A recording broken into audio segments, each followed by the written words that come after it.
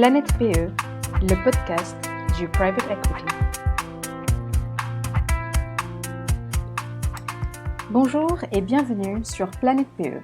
Je suis Snéha, fondatrice de Ace Advisors, société de conseil en communication externe. J'ai le plaisir d'accueillir aujourd'hui Thomas Blard, Senior Partner chez Avolta Partners. Bonjour Thomas. Bonjour Snéha. Avolta Partners est un acteur du M&A spécialisé dans la tech européenne. Nous traversons aujourd'hui une période très particulière. Comment l'activité de fusion-acquisition est-elle impactée et constatez-vous des changements d'attitude? Eh bien, pour la partie M&A, parce que faut rappeler qu'on fait aussi de la levée de fonds, du fundraising, on observe, on pourrait dire, trois catégories. Il y a les acteurs qui sont impactés par la crise, ceux qui en profitent, et puis un sac, un grand sac dans lequel on ne sait pas trop comment ça va évoluer, et ça dépendra beaucoup de la durée. Comment est-ce qu'il faut voir ce marché en ce moment?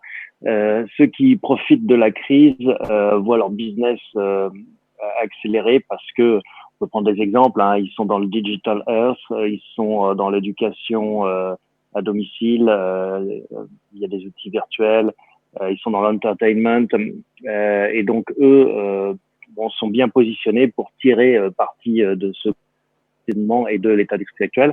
Et on voit des acteurs qui cherchent à faire les courses en profitant des soldes. Nous, on accompagne une boîte dans le domaine des jeux vidéo qui regarde vraiment des dossiers d'acquisition de façon très active actuellement en espérant profiter des valorisations basses. Dans le domaine du fundraising, on accompagne une société qu'on pourrait mettre dans le stay at home, c'est une société qui fait de la SVOD. Et donc, ces sociétés, elles, sont plutôt bien positionnées. A contrario, il y a toute la poche qui souffre clairement de ce marché. C'est la poche tourisme, la poche transport, et donc voilà, qui est clairement dans une position beaucoup plus difficile. Et puis entre les deux, c'est ce que je disais, c'est le gros du marché, peut-être 80%, je dirais. Il y a beaucoup d'attentisme. On le voit de la part des acteurs qui sont déjà concentrés sur ce qu'ils doivent faire pour leur propre activité, leur propre opérationnel auprès de leurs employés, de leurs clients ou de leurs partenaires.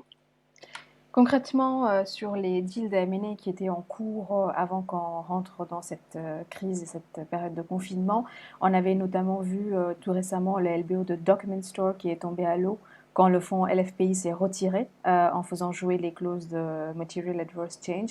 Est-ce que tous les acquéreurs tentent de s'abriter aujourd'hui derrière cette clause?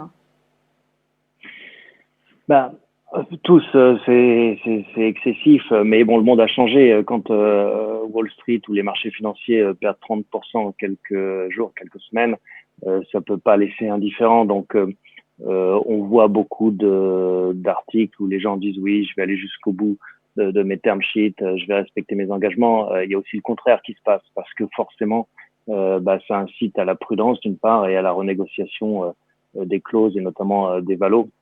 Donc, le monde a changé.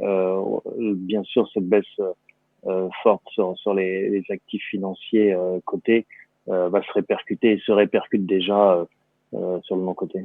D'accord. Selon l'indice Argos Mid-Market au quatrième trimestre 2019, le prix d'acquisition des PME non cotées européennes avait atteint un nouveau record de 10,3 fois l'EBITDA. Qu'en est-il des entreprises tech? Comment sont-elles valorisées? Ouais. Alors bon, les entreprises tech, les startups qu'on accompagne n'ont pas toutes des EBITDA positifs, donc c'est pas toujours le critère qui est pris en compte. Ça peut être d'autres KPIs, d'autres metrics qui sont importantes. Dans le SaaS, ça peut être le MRR qui est le gros facteur de référence. C'est bien sûr la dynamique de croissance aussi des business.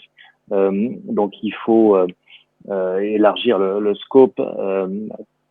Des comparables, les transactions précédentes. Nous, chez Avolta, on adore les dates des données, on les crunch en permanence et on sort régulièrement des études. Je vous invite à aller sur le site d'Avolta, partners.com pour les retrouver.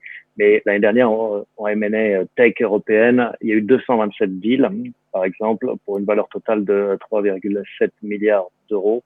Donc, ce qui fait un deal moyen à 16 millions.